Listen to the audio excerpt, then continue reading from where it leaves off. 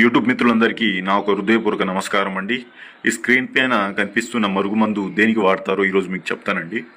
ఈ ఒక మరుగుమందును అనేది భార్యాభర్తలు విడిపోయి ఉన్నా కానీ, లేకపోతే మీ భర్త తాగొచ్చి గొడవలు చేసి డబ్బు నిలవకుండా రోజు అన్నీ అమ్మేసి తాగుతున్న వ్యక్తులకి ఈ ఒక మరుగుమందు పెడితే చాలా తొందరగా మారిపోవడం అనేది జరుగుతుంది. ఇంకా తాగుడు మానేయడం కూడా జరుగుతుంది. ఈ యొక్క మరుగుమందు ఫలితాలు అనేది చాలా గట్టిగా ఉంటుందండి.